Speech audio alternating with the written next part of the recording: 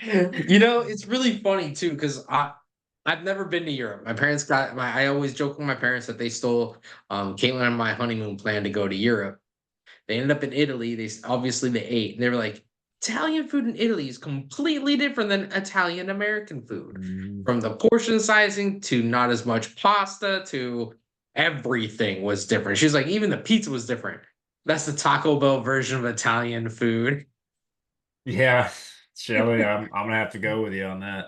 But But Shelly, the listen, breadsticks. my daughter loves the chicken gnocchi soup there, so I think that's what we went there for, Breadsticks. more or It's less of it my birthday. it's all about the breadsticks, man. If you're going there for anything other than the breadsticks, you're messing up.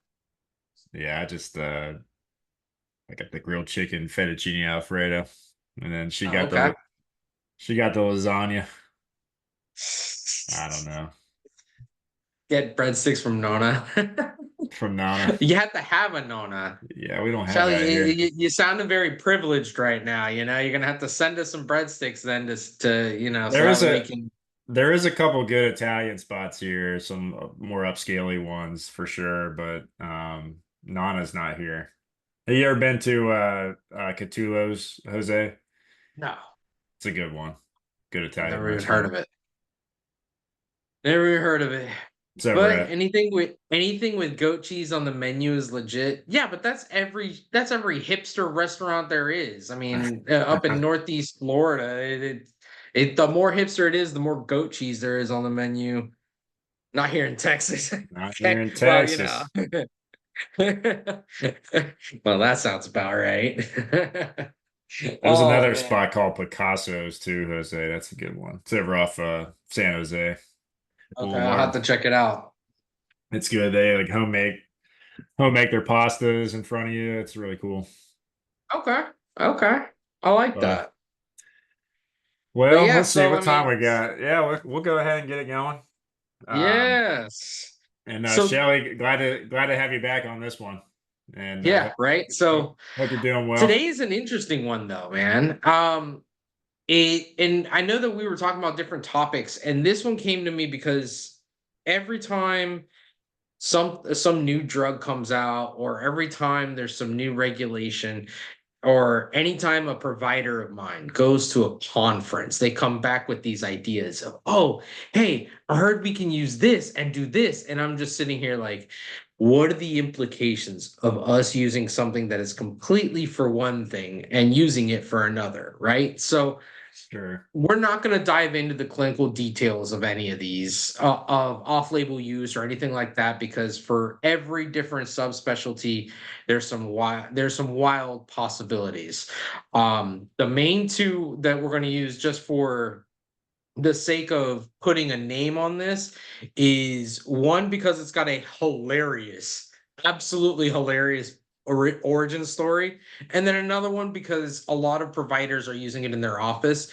And if I had to wager whether it was the most off-label used drug, I would say if it's not the most, it's probably in the top three, right? So just based on the US, obviously. So, um Jose, we're talking more about the sort of compliance and legal, Yeah, we're ethical looking at the boundary aspect. compliance side of things. What do Gotcha. we as admin need to do to make sure our providers don't end up in handcuffs for playing with off-label drug usage, right? Um, I know in my practice, mental health, it's a little bit tricky because there aren't that many off-label uses, except for one of the ones that we're going to mention today, Mm. as an example. But for some of these, it can get pretty creative, right? And when we look at it, if you don't know much about healthcare or the FDA, especially after the whole COVID saga, where many more people started realizing how unholy the FDA regimen is, right? Mm. Um, the reason why a lot of drugs end up with, hey, this is the thing we're FDA approved for, but during all the clinical testing, we found you could use it for A, B, C, D, E, F, G. And the reason why they didn't go and put that on label is because every time you go and try to do that, you got to go and restart the FDA process, which can be a 6 to 8 month process. It can take $1 billion just to get through the whole thing. And they only approve about 50% of the drugs. So it's not worth it, No. for a drug company to just say, hey, it's not worth for us to just go through the whole process. Except for one of these guys. Let's use the example. Let's go with the first example, the one that I always think is the funniest one, right? So there's a drug called sildenafil. And if you don't know it by its drug name, you know it by its brand name, Viagra, right? What was it originally designed for? It was designed for high blood pressure and angina. It just happened to be that it fixed erectile dysfunction as a major side effect. So what they did was they pulled the paperwork from the FDA for the high blood pressure and put it in for erectile dysfunction. Ironically, I'm not trying to use the words like that for for slip that pun in there, but it's Yeah. there, right? So when it comes to the Viagra piece, right? They went through the FDA process and they're like, hey, it's technically for erectile dysfunction, but we designed it for something else for off-label use as high blood pressure. And anybody that knows the Medicare population or has worked in an assisted living or nursing home, you know that just that one drug created a whole gray market with all of these types of sildenafil knockoffs, your Cialises, your Sure. Viagras, and there's 3 or 4 more new ones on the market too. So we do all this to say, hey, if I'm a doc, what am I gonna do here? What can I do if I see a patient here? It's not just reading like hit them with A, hit them with B, or hit them with C. Maybe we throw in a little bit in E and F. Maybe we throw in an H or I, right? This is where, especially for cancer drugs, right? This is the popular one because of President Trump's Right to Try Act that passed in 2017, right? If you're in cancer treatment and you're, how can I put this, not expected to live for very long and you couldn't get into a clinical trial, this gives you a pathway to try something that isn't necessarily FDA approved or maybe off label, but you, you can try it. I mean, let's see what sticks to the wall. So Sure. um, there's a lot of drugs on the market right now that have quite a bit of off label use just because accidentally these providers are finding, hey, this was designed for this, but I also noticed these secondary effects on these patients. And then they started, let's be honest, experimenting with their own patients. Well, Jose, I'm gonna stop you. You ever heard of that drug, Ozempic? Yes. Which No, was yes. if The it Ozempic craze, well, right? So that's a new that's one. I'd say exactly what that's it a is. hot one right now because that was Yeah. what that was used for diabetic treatment, correct? Type Yes, 2. and it's funny that we're using a diabetic drug because the other example I was going to talk about was metformin. But Uh, let's talk about Ozempic since you brought yeah, it up. yeah, Ozempic was designed for diabetes. It was designed for weight loss, but it was focused on the diabetic patients because they were trying to prevent diabetic neuropathy. right. They're trying to prevent you having to get your foot caught off because of blood pressure. Well, they also noticed that it's a shortcut to weight loss, but that's off label. Yes, Now, you're starting to see that there's some issues with these patients because there are side effects to using Ozempic and some of these drugs that have been around that are brand new. They haven't gone through what I like to call the first round of lawsuits. Because there's a lot of information that gets found out in the discovery with the first round of lawsuits that always occurs with these high brand name news making drugs, right? So because no sure. matter if it gets to the FDA or not, it always ends up somehow or magically there's a lawsuit that pops up, no matter what it's for, right? So when it comes to Ozempic, what was I'm trying to remember what one of the major side effects that everybody's freaking out about right now. That it's I know it could reacting cause poorly. gallbladder disease was one of them. There we go. There we go. So I mean, And there's heart issues, I guess, or yeah. So anytime we're doing something that is, remember that anytime we're adding something to the human body that is foreign, there is going to be a backlash, right? So this is, or there can be a backlash. How violent that backlash is there's a variety of factors, which is why as much as treating patients in a medical manner is a science, it's also an art form. But what does that mean for us as admin, right? So there are certain things when providers go and decide, hey, let's start using this drug for this, or let's start marketing for that, these kinds of patients, right? We have to make sure that all of our paperwork is in a row. First off, we need to make sure that our paperwork and the script from the provider dictates to the patient that this is off label. This is not FDA approved for this. And it's very important that that's stated because if not, liability shifts to you, the provider, the provider's practice, right? That should be in every single piece of paperwork. On top of that, we've got to remember that for off label use, insurances can deny payment for the drug. So going back to the example Ray used with Ozempic, a lot of the insurances weren't wanting to pay for Ozempic just because you wanted to lose a little bit of weight. They just didn't want to do it because it was a brand new drug, which means it's an expensive drug.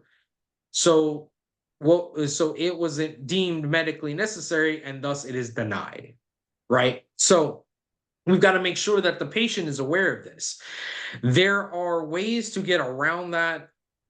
Some of them are cleaner than others, right? Depending on the state you're in and the kind of thing you're doing, whether you work directly with the pharmacy or you have the pharmacy on site, you can play with different things. I would highly recommend if you're looking into an off-label program, you definitely get a healthcare attorney to make sure that everything is, all the T's are crossed and I's are dotted. Because if not, you're going to end up paying for a consultant and a lawyer later to fix the problem, right? So this is where we come into something like metformin. Something that's been around 30 years. All right. Metformin was designed as a diabetes drug, class 2 diabetes drug, but over the years, we found that it's been used for a lot of different things. They've been using it for gestational diabetes, for pregnant women. They've been using it for anti-aging. They've been using it for depression. They've been using it for weight loss when you're working with psychotic medications. I see metformin quite a bit in my practice. There was talk of it even being useful for COVID, but I'm not touching the COVID thing with any drugs because that just becomes a political football and ain't nobody got time for that, right? So let's just stick with what we've got. But something like metformin that's been around, God, I think it's been around 40 years. Correct me if I'm wrong, Ray. Um, it's cheap, super cheap. So adding that to a panel to deal with certain things can be extremely beneficial to the patient. And because it's been around for so long, this is where providers have a lot of information at hand from the field. So they can find out, okay, so their metformin is something where there isn't very much side effects to it, and the side effects are not how can I put this?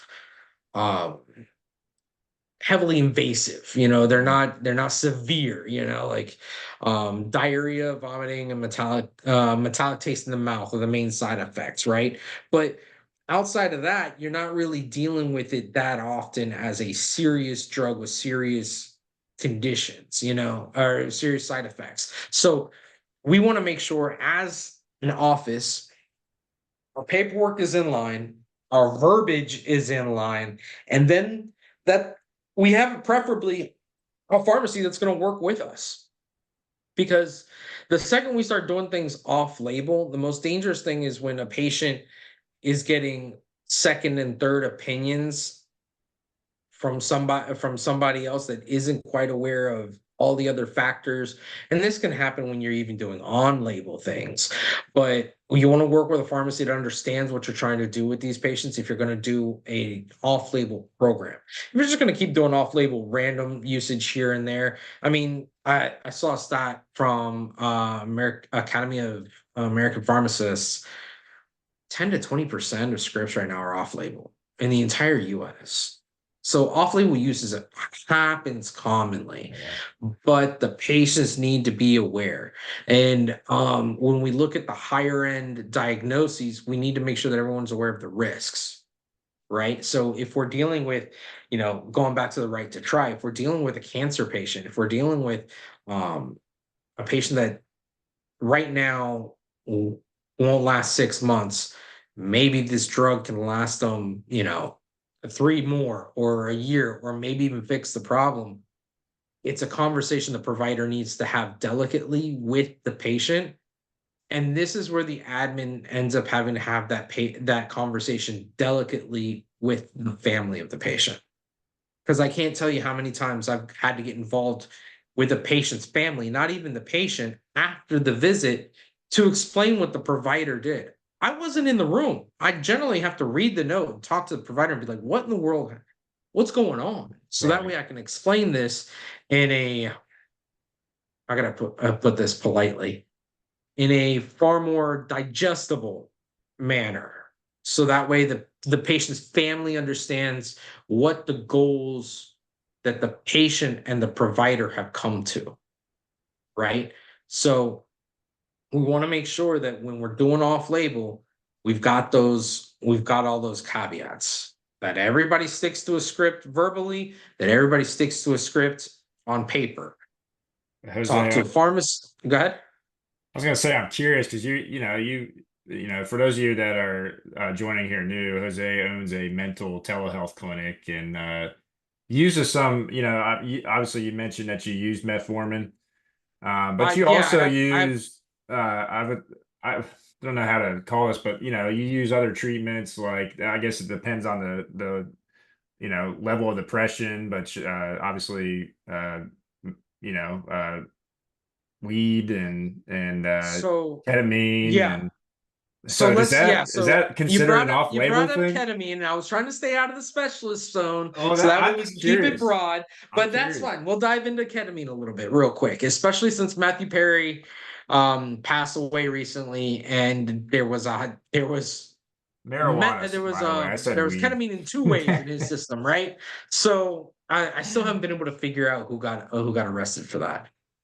But for example, you brought up ketamine. Right Mhm. now in the state of Florida, ketamine is, and in the US, ketamine is a pain reliever as well as has been used and is being used for treatment of treatment resistant depression, or PTSD, or TRD as Mhm. treatment resistant depression is called, right? Spravato is a ketamine, but it's just a spray rather than an injection, and it's from an IV rather than gummies, right? So then you have a situation where you've got to figure out what's the best way to do it. Now, ketamine is used as a pain is basically used as oxycodone when we're going to do surgery in a veterinary clinic. So it's something to where yeah,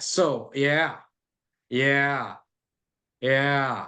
So is there I swear right now in mental health, all of the new studies coming out, all the new drugs coming out goes back to people in the late 90s saying, "Hey, I just got out of Ultra Music Fest. I wonder if we write this grant, if we can get federal money to study this crap." And this is where you have now in mental health field that we're using ketamine, that we're looking at shrooms, that marijuana, but that these types if of treatments though, is this like I guess to be able to use these alternatives, is that because of patients maybe they tried certain medications just not working fine to or do you I mean so it depends, right? So yeah. when we go to, you mentioned marijuana and you mentioned ketamine, right? And they're both used for depression in different cases. Now, if we're in a situation where the patient, for whatever reason, does not want to use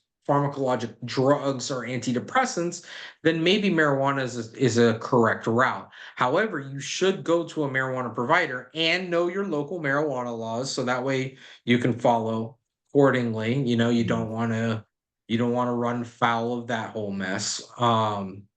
So even here in the state of Florida, medical marijuana use is perfectly fine, but non-medical marijuana use is still a no-no. It's course. not, it's if it looks like it's personal use, usually cops will look the other way. But if you look like you're trafficking, you're still going to jail for it here in Florida. Oh, of course. So it's something to where, you know, if you're going to smoke marijuana, get your marijuana card. But when it comes to depression specifically, if I have a patient that doesn't want to use Xanax or something like that, then okay, cool, we can talk about marijuana. Or let's say they've tried both of those and none of this is working. This is where that ketamine conversation comes into play.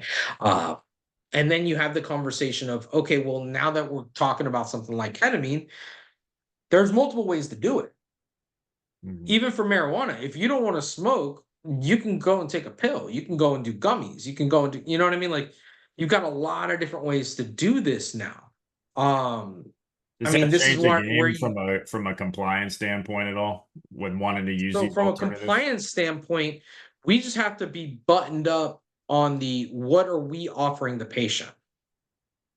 What is our provider looking to do here that's going to cause us a headache, right? So if we go to the depression route, since you brought up the ketamine and the marijuana, and I can tell you exactly what we do here. One of our providers is a medical marijuana provider. We still have that separated. If you Mhm. want to do medical marijuana, you can have that conversation, that consultation, but that is completely separate and apart than the medication management appointment. This way, we Makes sense. separate church and state, if you Mm. will. Sure. When we talk about ketamine, we got to talk about, okay, are you one that needs to treat this aggressively? So we go the injectable route, or are we going to go the spray route? Or are we going to go the gummy route? And you can just do this from home. MDMA. Yeah. It's, I would highly recommend you that you get with a clinical trial if you're going to play with MDMA.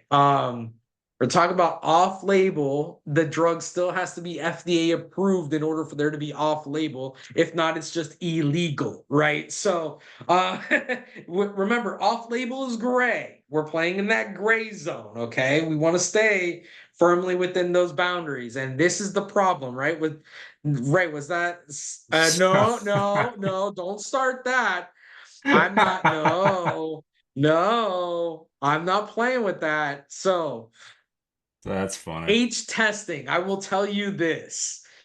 You need to speak to an attorney in order to get that set up. I would highly recommend and expect that it is not going to be one covered by insurance, two, that it is FDA approved in any way, shape, or form currently. I do not know of any study of any paperwork for MDMA. I know that they've been doing clinical trials, but I highly, highly, highly recommend you speak to an attorney before you start going down that route. I can already see the news headlines. Physician's practice is rated today for drugging his patients. You know, like you gotta be very careful. You don't want to end I up was on gonna the say, news. yeah. I You don't want to end up on the was gonna news, right? say, Especially for Dr. something Headley, off do you know label. something that we don't know, or I what's the? mean, he's probably just read the clinical trials in regards to MDMA and ketamine and all that fun Yeah, stuff. But I mean, if it's illegal, you can't touch it. If you're talking about off label, that's a different bag of tricks. And this right here was the problem, right? You have a provider that comes and says, well, if this is legal, then let's go down this road right here. let's. And you as an admin have to take ownership of that. We have to keep these providers with the bouncers on the on the on the bowling lane, right?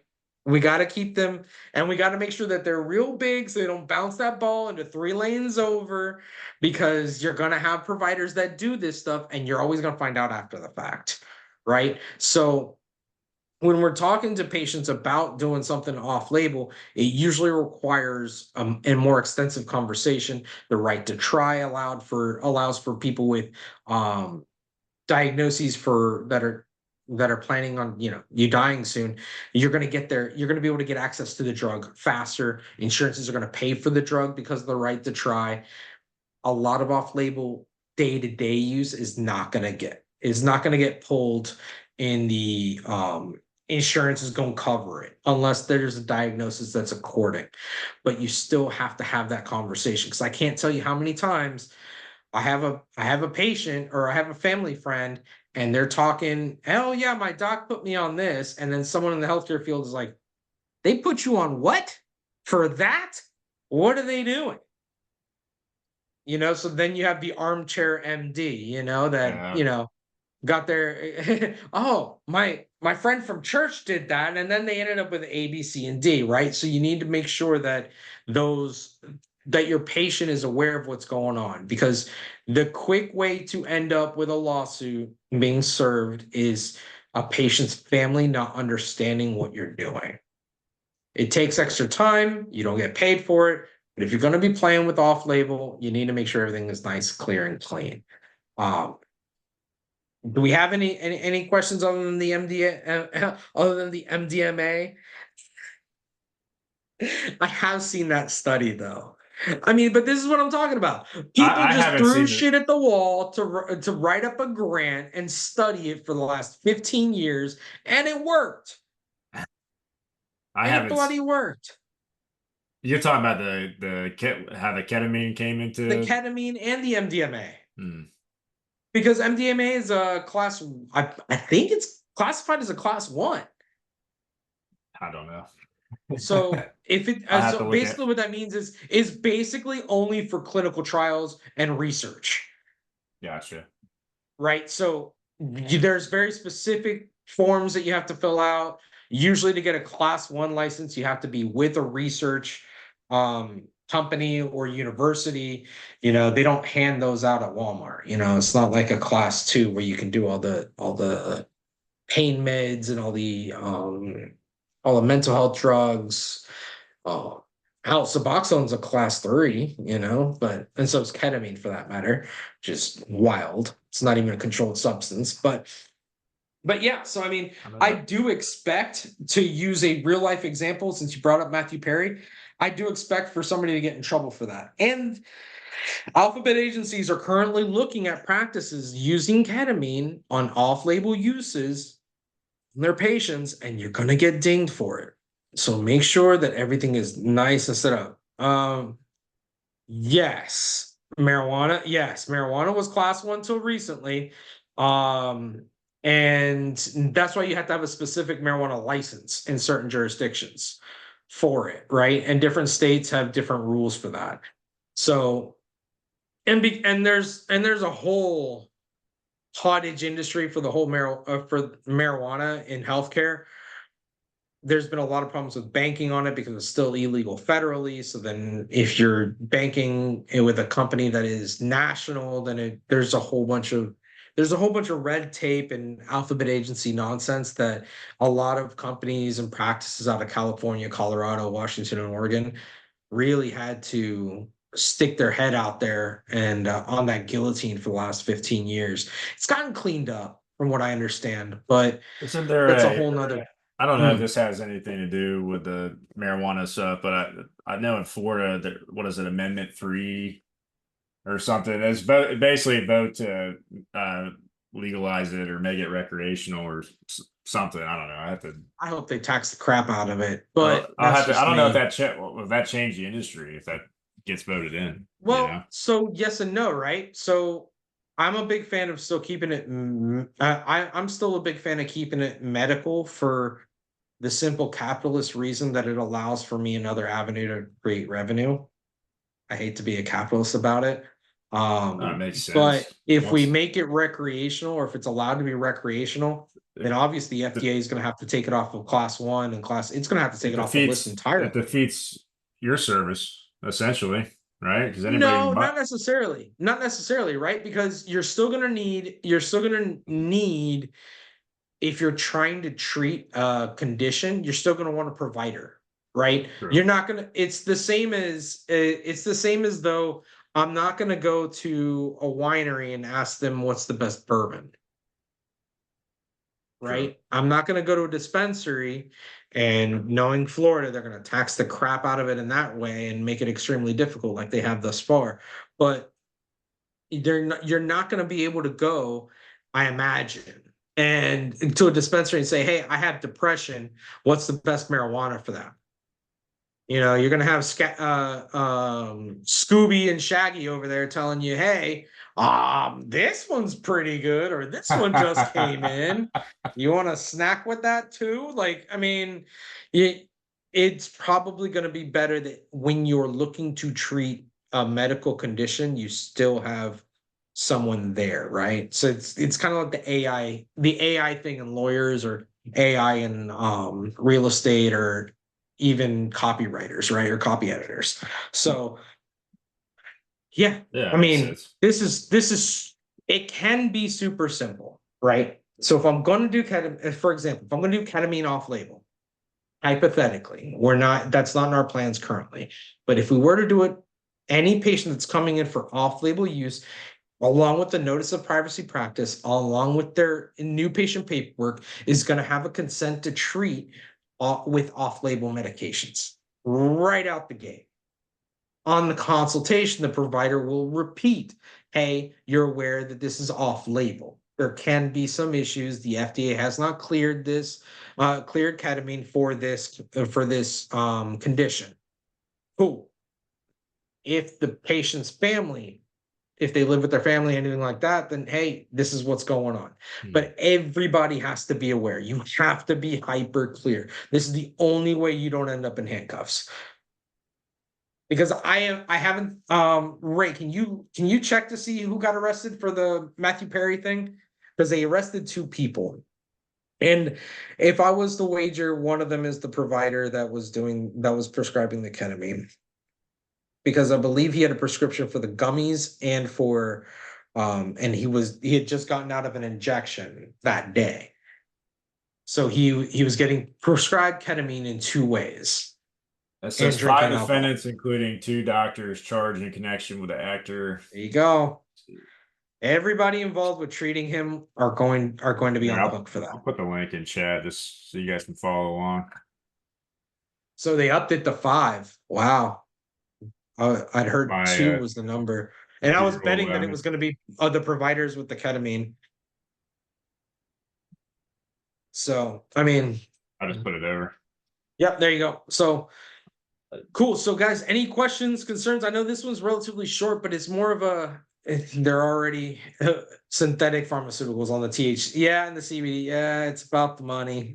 It's always about the money. I mean, healthcare in the US is about the money, but how can I put this? I would not trade the way that we practice medicine for anywhere else in the world, and the way that we are innovative with medicine, unlike anywhere else in the world. I would pay how it gets paid. I would change that, absolutely. I would change the bureaucratic nonsense with the insurances, absolutely. But the healthcare industry as it is privatized, I would never change that. I mean, I know of a guy right now in England who he's been waiting 4 months for an ACL surgery. And I'm sitting here like, are you kidding me? You could have flown over here, gotten the ACL surgery already, and been on your way back and just doing PT. Like, I mean, waiting for some of these countries that have nationalized systems to do something as simple as imaging is just wild. But then again, an MRI can be expensive. The MRI machines, those magnets are not cheap. So yeah. So I mean, we've got quite a bit of stuff going on. I mean, I'm excited about where healthcare is going. We're mixing club drugs with regular drugs, and we're worrying about things that it's hilarious to me that we're even coming up with that we're worried about, right? Like you got things coming out for pre-diabetes, you got things coming out for Parkinson's, and every I swear every 6 months there's a new depression drug coming out. There's a new ADHD drug coming out like every 6 months. It's wild, some of the stuff that's coming out now, and some of the ways that they're treating cancer, and the way that they're We'll, treating we'll see. and they're using stem cells. I was gonna It's Go ahead. I was gonna say we'll see the latest drug when football season starts. You know, they'll throw those commercials on. It's gonna be the concussion The recovery the drugs, Ozempic right? song is literally just stuck in my head. Heard it play the other day on TV. I'm like, oh my God. It's No, so I mean, it's gonna be real interesting. The main thing I'm seeing is, we have to be aware for when our providers come up with something like, let's do this, or hey, I went to this dinner have you last heard night, about or this? I went to this Yeah. conference. I just did CMEs on this. And then you got to be like, okay, crap. I got to figure out how quickly we need to figure this out and how to do it properly. And if it's off label, you just got to make sure that the patient is aware it's off label every step of the way. If it's not labeled at all, MDMA,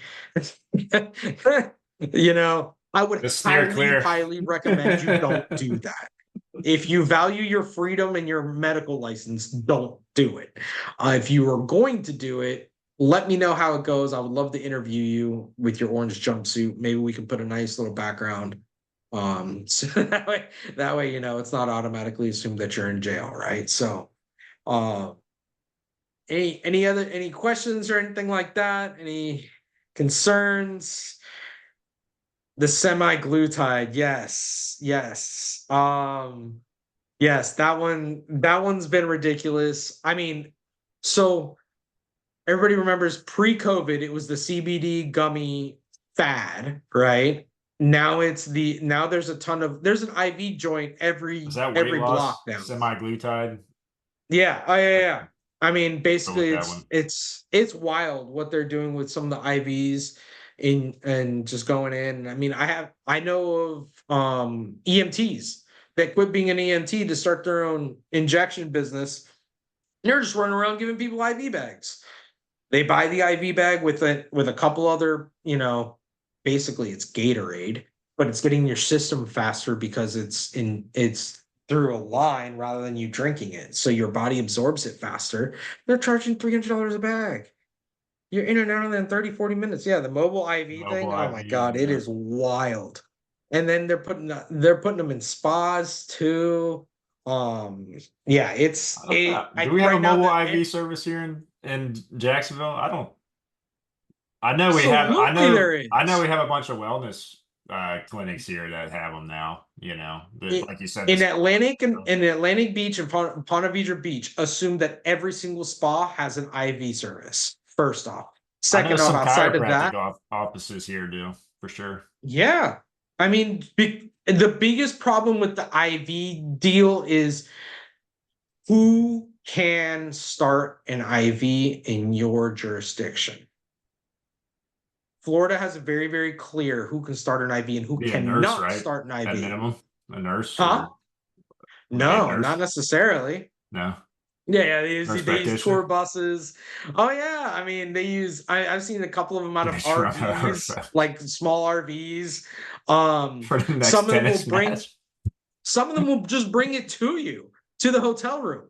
I've seen whole packages for bachelor and bachelorette parties that they'll go to the hotel room. The hotel works with a couple of these IV companies, and it's a lot of times it's an RN or it's an EMT that has a license to be able to start an IV, and then bam, they just say screw it. I'm not getting paid enough doing what I'm doing. This is yeah, standby at rodeos.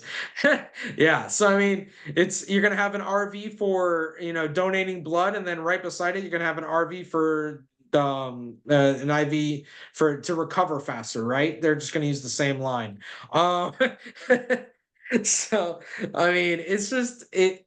there's as I love the level of creativity and innovation, but as with any time we're being creative, especially in a very litigious culture, we have to be careful. If you see any of the paperwork on these mobile IV companies, the reason why they're able to do it is because it's extremely low risk. Half of them are Yeah. just saying, "Hey, for $200, here's an IV bag. I'm not even going to put anything extra." Yeah, yeah. So I mean, it's it's something where you can do very easily, and with the IV bags especially, you're not. How can I put this? They're already being formulated. You buying them formulated from somewhere else. Most people are not mixing their own cocktails. Don't do that. You can get into trouble very, very fast. Make sure your It's not shit's buttoned FDA up, you approved. know. Well, I mean, anytime you're injecting something into your body, it's you're gonna have problems with FDA, right? Unless you're doing something very specific. I mean, this is why stem cells is still a problem, even though ironically, you can spin your own stem cells and insert them into your body, and somehow that's not FDA approved, even though it is something from your body. Make that Dr. make Headley, you're sense, still on FDA. here. You used to formulate your own B12 when you had the weight loss clinic. I know there But that was was some. an injectable that wasn't in an IV.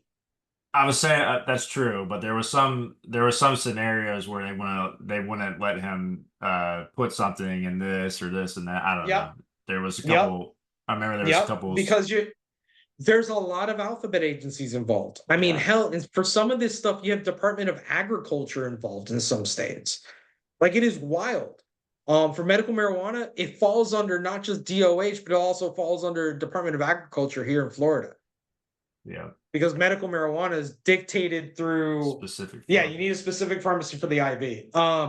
But medical marijuana is dictated through the Department of Agriculture because that's how they set it up here in Florida. Mm, With the way that they were going to they regulated it at the grower level. So you had and they did a whole bunch of nonsense for that too, but that's a whole nother bag of tricks for a different day.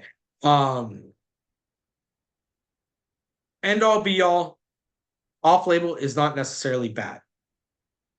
Not necessarily. It can be yes. very, very useful. And it can be something that you don't need to be afraid of in the case of like metformin or something like that. But if you're using something a little bit closer to the bleeding edge, you need to have your protocols ready, especially if you're going to go protocol specific and say, hey, we're becoming a ketamine clinic, we're becoming an IV clinic. Okay, what are we doing? That means words have definitions. And there are very specific rules that you need to follow the second you start using certain words.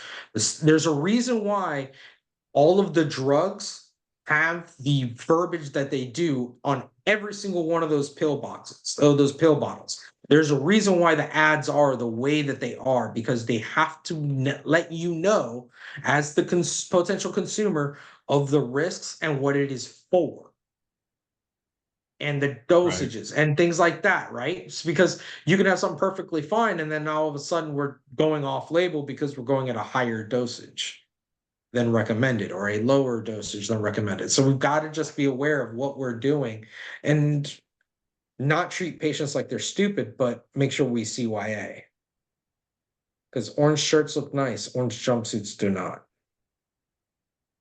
So Good cool, point. cool. Well, hey, So if go ahead. Go if there's ahead. a will, there's a way. If you have a question about doing that, this is where Ray, jumping on a call with Ray and myself, we can definitely help you out with that. There is no charge for something like that.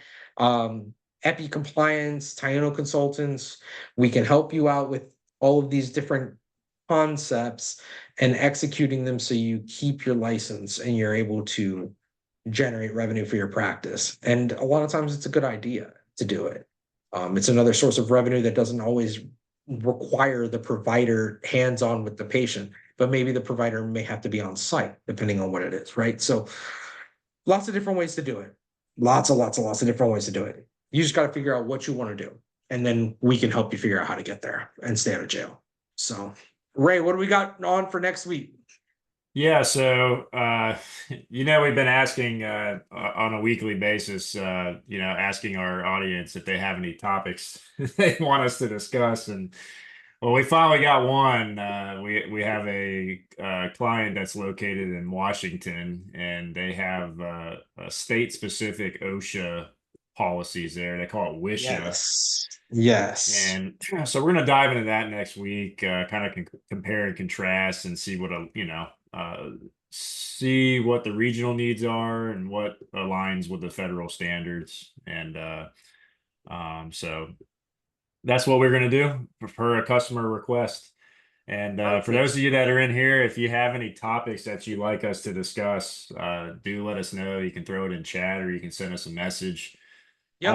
Always open to discuss any compliance related topics, especially coming from our audience as well.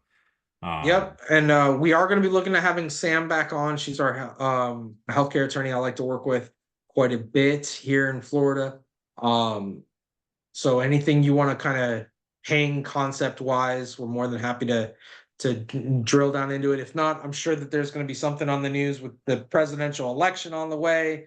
So I'm sure somebody's going to stick their foot in their mouth in some way, shape, or form that we can talk about. So Absolutely. it will be fun. Absolutely. I mean, shoot, between that and football season, I mean, we could probably just talk to Sam about how what would be the compliance issues with, having if I'm an athlete or I'm a politician, does HIPAA apply and how does it apply, right? Because there's been a lot of questions about mental and physical fitness for these people or Yeah. injuries, like, how much how can I put this? How much privacy are they actually expected to have as public As an individuals athlete. and all that fun stuff. That'd All be a I good know topic. is providers never talk about it. If they're and the second their team, their employer, that's they shift the blame onto the employer. Shift the blame onto anybody but the provider. Oh, yeah, to go on They'll the ding or. you fast. Oh yeah, yeah, I can see that. Perfect, That'll give me an guys. opportunity to ask Sam who's her favorite team. If she's a Jags fan or something I want to else. say she's from Ohio. So I mean, she's been in Jacks for a while, Ohio but I know State. this, If, huh? if she's an Ohio State fan, I guess that's fine. I guess that's It's fine. better than being a Michigan fan, maybe. We can ask her. I mean, I don't remember exactly where she's from, but I want to say she's from Ohio. Yeah, So write that one down. yeah. Yeah, yeah. Perfect, Cool. perfect. Well, Well hey, then, guys. yeah, we appreciate everybody's attendance today and hope that we found this presentation valuable. I did post a link to our YouTube channel. Please like and subscribe if you haven't already. We've been doing these webinars since early October of last year. Oh So my we have gosh. quite a few episodes on there. This might, honestly, Jose, this might even be our, let's see, 50th It video. can't be our 50th. I'll have to go back and look, but I think we're pretty damn close. And then obviously, this video we will be editing it and breaking it down, and we'll get it posted up on our YouTube channel. Hopefully, no later than Thursday. So just stay tuned for that. But if you guys Cool. have any questions, do feel free to reach out. We're happy to help. Thanks, guys. We'll see you on next Stay week's out of trouble. session. Stay healthy. Absolutely. Take care, Jose. Appreciate you. Yep. Thanks, Bye. everyone.